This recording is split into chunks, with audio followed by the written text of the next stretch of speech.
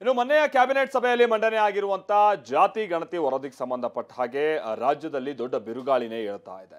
ಅದರಲ್ಲೂ ಕೂಡ ರಾಜ್ಯದ ಕೆಲ ಪ್ರಬಲ ಸಮುದಾಯಗಳು ಅಂತ ಏನು ನಾವು ಗುರುತಿಸಲ್ಪಡ್ತೀವಿ, ಅದು ಲಿಂಗಾಯತರಾಗಿರಬಹುದು, ಅದರ ಜೊತೆಗೆ ಒಕ್ಕಲಿಗರಾಗಿರ್ಬೋದು, ಇವರೆಲ್ಲ ಬಹಳ ಆಕ್ರೋಶವನ್ನ ವ್ಯಕ್ತಪಡಿಸ್ತಾ ಇದ್ದಾರೆ. ಅದರಲ್ಲೂ ಮುಸ್ಲಿಂ ಸಮುದಾಯದವರು ಹೆಚ್ಚಿದ್ದಾರೆ ಅಂತ ತೋರಿಸ್ಬಿಟ್ಟು ನಮ್ಮ ಸಮುದಾಯಗಳ ಸಂಖ್ಯೆನ ಕಮ್ಮಿ ತೋರಿಸಿದ್ರ ಹಿಂದೆ ಷಡ್ಯಂತ್ರ ಇದೆ, ಇದ್ರ ವಿರುದ್ಧ ನಾವು ಹೋರಾಟ ಮಾಡ್ತೀವಿ ಅಂತ ಸಮುದಾಯಗಳಿಗೆ ಸಂಬಂಧಪಟ್ಟ ಹಾಗಿನ ನಾಯಕರುಗಳು, ಸಂಘಟನೆಗಳು ಎಚ್ಚರಿಕೆ ಕೊಡ್ತಾ ಇವೆ. ಹಾಗಾದ್ರೆ ಜಾತಿ ಗಣತಿಗೆ ಸಂಬಂಧಪಟ್ಟ ಹಾಗಿನ ಸಮುದಾಯಗಳ ಆಕ್ರೋಶ ಹೇಗೆ ಕಂಡು ಬರ್ತಾ ಇದೆ ರಾಜ್ಯದಲ್ಲಿ, ಬನ್ನಿ ಈ ರಿಪೋರ್ಟ್ ಅಲ್ಲಿ ನೋಡ್ಕೊಂಬೋಣ.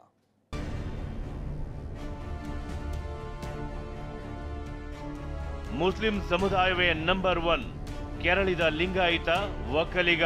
ಸಿದ್ದರಾಮಯ್ಯ ಪ್ರಾಯೋಜಿತವಾದಂತ ಈ ವರದಿ ಏನಿದೆ, ಈಗ ರಿಪೋರ್ಟ್ ಬಂದಿದೆ, ಏನದಲ್ಲಿ ಲೋಪ ಇದೆ ನೋಡ್ಬೇಕು ತಾನೆ. ಈಗ ಇದು ನಿಮಗೆ ಮರಣ ಶಾಸನ ಆಗುತ್ತೆ.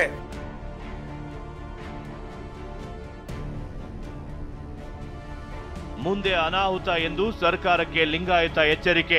It will open a Pandora's box. ಇದನ್ನು ಒಪ್ಪಿಕೊಂಡ್ರೆ ಇದರಿಂದ ಅನಾಹುತ ಆಗುತ್ತೆ. ಲಿಂಗಾಯತರ ಮಧ್ಯೆ ಬೆಂಕಿ ಹಚ್ಚೋ ಕೆಲಸ ಎಂದು ಅಶೋಕ್ ಬೆಂಕಿ. ಒಕ್ಕಲಿಗರಲ್ಲೇ ಬೆಂಕಿ ಹಚ್ಚೋದು, ಲಿಂಗಾಯತರಲ್ಲೇ ಬೆಂಕಿ ಹಚ್ಚೋದು ಅಂದ್ರೆ ಭಾಗ ಮಾಡ್ಬಿಡೋದು, ಹೊಡೆದಾಡ್ರಿ ಸಾಯಿರಿ ಅಂತ.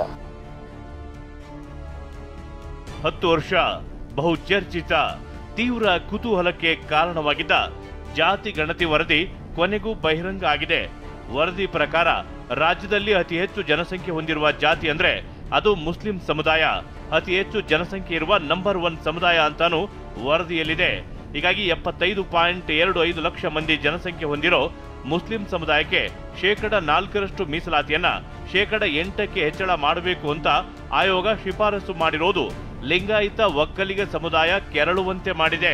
It will open a Pandora's box. ಒಕ್ಕಲಿಗರಲ್ಲೇ ಬೆಂಕಿ ಹಚ್ಚೋದು, ಲಿಂಗಾಯತರಲ್ಲೇ ಬೆಂಕಿ ಹಚ್ಚೋದು ಅಂದ್ರೆ ಭಾಗ ಮಾಡ್ಬಿಡೋದು, ಹೊಡೆದಾಡ್ರಿ ಸಾಯಿರಿ ಅಂತ. ಇದು ನಿಮಗೆ ಮರಣ ಶಾಸನ ಆಗುತ್ತೆ.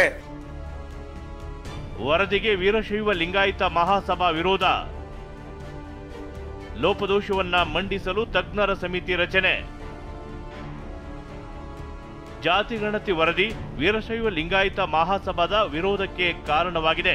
ಹೀಗಾಗಿ ಲೋಪದೋಷ ಮಂಡಿಸೋಕೆ ತಜ್ಞರ ಸಮಿತಿ ರಚನೆ ಮಾಡಲಾಗಿದೆ.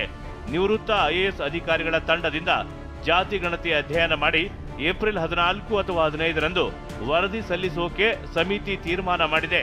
ಇದರ ಜವಾಬ್ದಾರಿ ಸಚಿವ ಈಶ್ವರ್ ಖಂಡ್ರೆಗೆ ಕೊಡಲಾಗಿದೆ.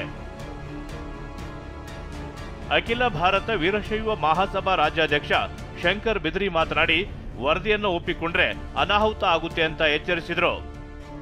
ಇದನ್ನು ಒಪ್ಪಿಕೊಂಡ್ರೆ ನಾವು ಅಸತ್ಯವಾದಂತ, ಸತ್ಯಕ್ಕೆ ಪರಿಪೂರ್ಣವಾಗಿ ದೂರ ಇರತಕ್ಕಂತ ವರದಿಯನ್ನು ಒಪ್ಪಿಕೊಂಡಾಗುತ್ತೆ. ಇದರಿಂದ ಅನಾಹುತ ಆಗುತ್ತೆ. ಇದರಿಂದ ಬರೀ ಲಿಂಗಾಯತರಿಗೆ ಸಹಿತ ಅನ್ಯಾಯ ಆಗಲ್ಲ, ನಿಜವಾಗಿ ಹಿಂದುಳಿದ ವರ್ಗಗಳಿಗೂ ಅನ್ಯಾಯ ಆಗುತ್ತೆ, ಮತ್ತು ನಿಜವಾಗಿಯೂ ಪರಿಶಿಷ್ಟ ಜಾತಿ ಮತ್ತು ಜನಾಂಗಗಳಿಗೆ ಸೇರಿದವ್ರಿಗೂ ಅನ್ಯಾಯ ಆಗುತ್ತೆ. ಯಾಕಂದ್ರೆ it will open a Pandora's box. ದಯವಿಟ್ಟು ಇನ್ನೊಮ್ಮೆ ಸರ್ವೆ ಮಾಡಿ.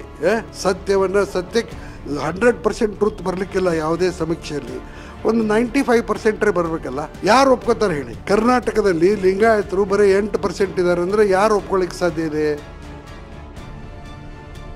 ಜಾತಿ ಗಣತಿ ವರದಿಗೆ ವಿರೋಧ ವ್ಯಕ್ತಪಡಿಸಿದ ಲಿಂಗಾಯತ ನಾಯಕ ವಿ ಸೋಮಣ್ಣ, ಸಿದ್ದರಾಮಯ್ಯಗೆ ಮರಣ ಶಾಸನ ವರದಿ ಆಗುತ್ತೆ ಅಂದ್ರು.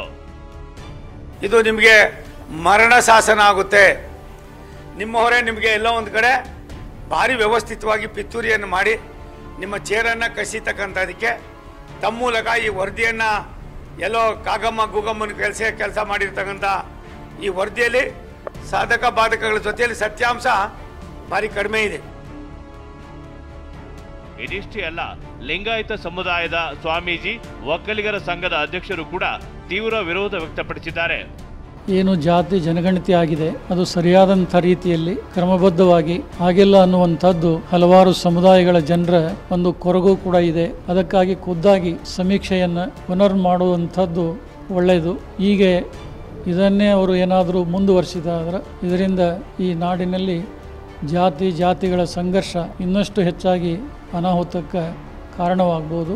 ಏನು ವರದಿ ಇವತ್ತು ಅವರು ಕ್ಯಾಬಿನೆಟ್ಗೆ ತಂದಿದ್ರು ಅದು ಅವೈಜ್ಞಾನಿಕ ಅಂತ ನಾವು ನಮ್ಮ ರಾಜ್ಯ ಒಕ್ಕಲಿಗರ ಸಂಘದಿಂದ ಇವತ್ತು ನಾವು ಹೇಳ್ತಾ ಇದ್ದೀವಿ. ಇದು 2011ರಲ್ಲಿ ಆಗಿರ್ತಕ್ಕಂಥದ್ದು. ಇದು ಪ್ರತಿ ಏನು ಬ್ಯಾಕ್ವರ್ಡ್ ಕಮಿಷನ್ ಆಕ್ಟ್ ಪ್ರಕಾರ ಇದು ಬಿಡುಗಡೆ ಮಾಡಂಗೇ ಇಲ್ಲ.